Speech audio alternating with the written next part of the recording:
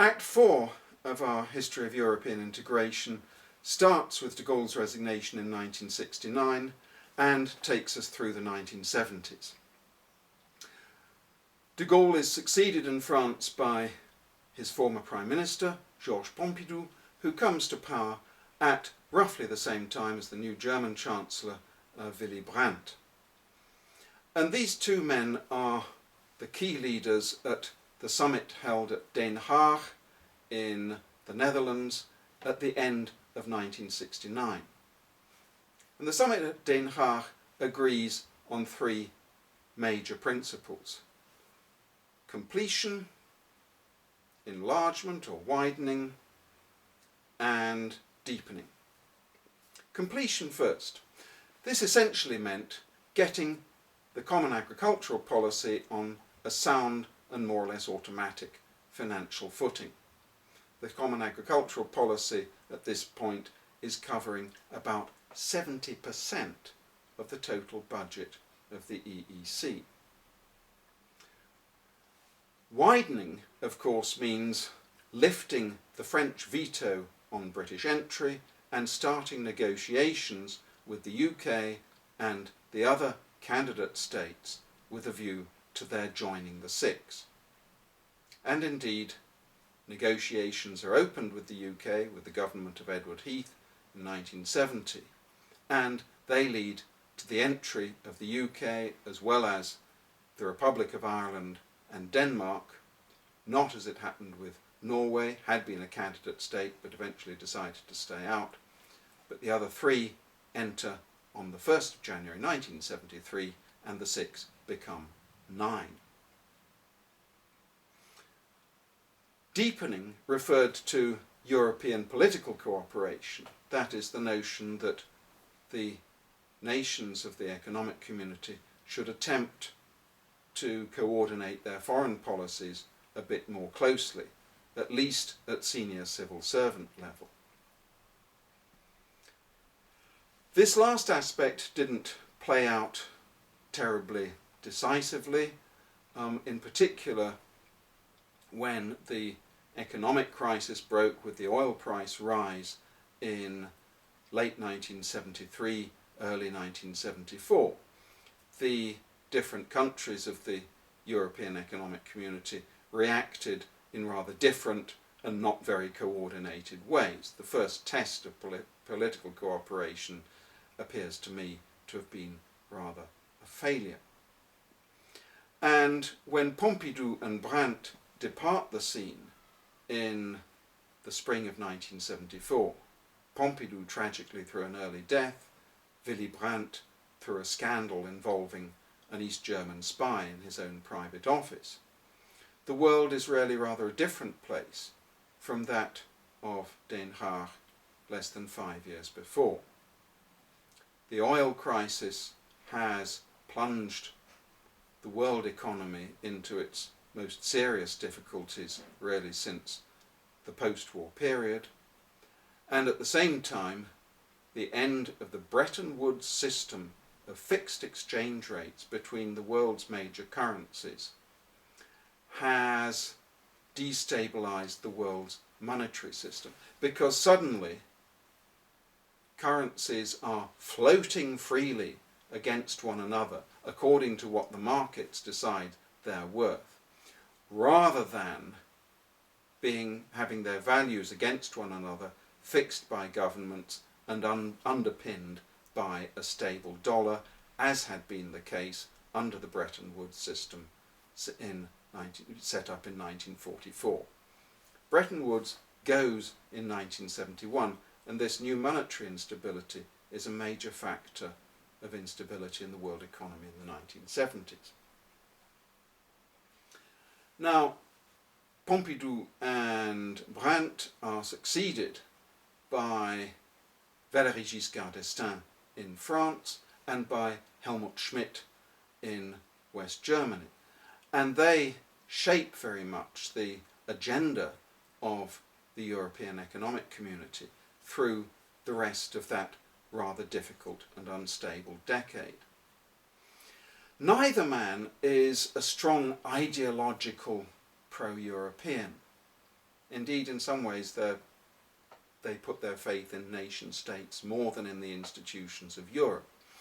But they're also rather practical politicians, and they understand each other very, very well. They're both very bright former finance ministers. They're both, incidentally, still alive in 2017, both well into their 90s. Now, in some ways, the 70s are looked on as a rather sort of doldrums period in the history of European integration. But actually, that's not quite true. There are three things that happen in the 70s, which are, I think, of considerable importance. One of them starts in 1974, and that is the creation of the European Council. Effectively, institutionalised summits between the heads of government, or in the case of France, the head of state, because the president runs the government, of the different member states. This is an initiative of Giscard d'Estaing, backed up by Schmidt, based on the notion initially that if only the heads of government could get together and talk informally about the issues concerning Europe, then they'd be easier for the institutions to sort out. And these informal meetings gradually took the name of European Council, which it still has. Now, you might think, well, the creation of a European Council is another sign of European integration, and to a certain degree you'd be right, but it's very much an intergovernmental sort of integration.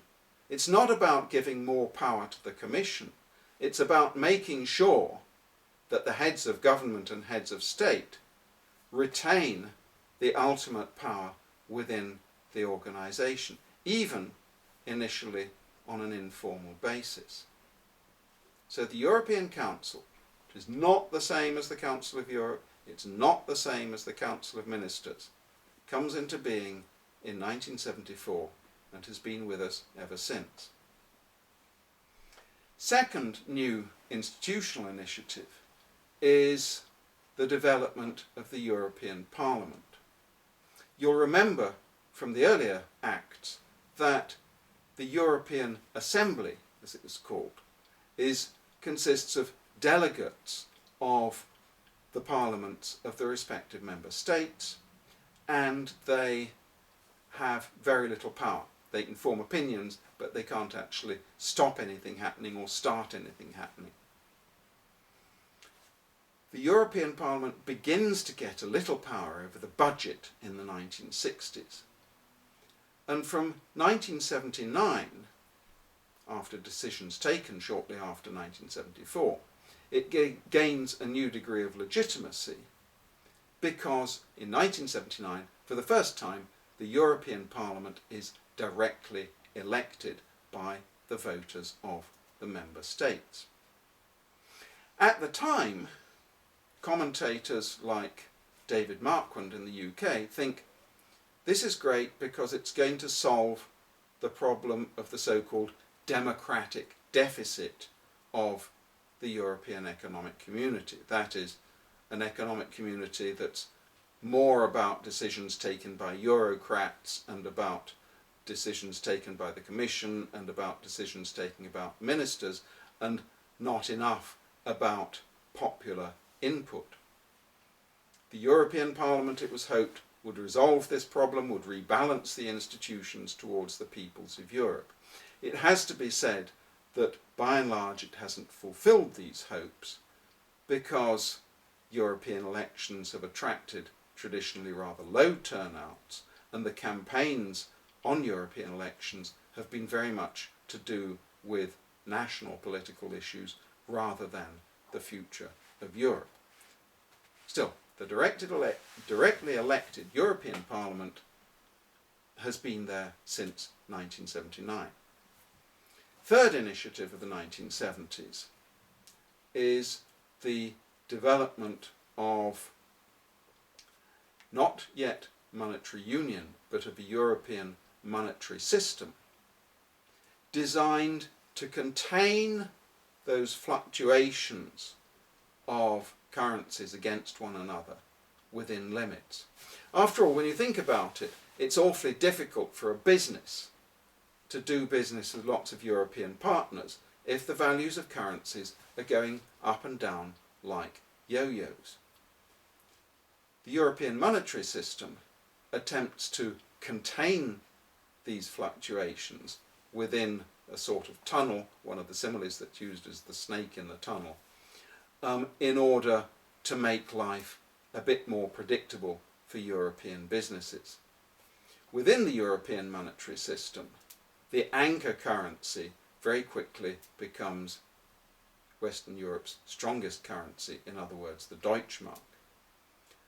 And the central banks of the member states of the monetary system commit themselves to intervene, that's to say, to buy the currency of a state whose currency is under attack from the markets.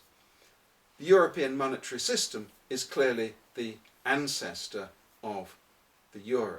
It's the beginnings of it. It's put together by these two former finance ministers, Helmut Schmidt and Valéry Giscard d'Estaing.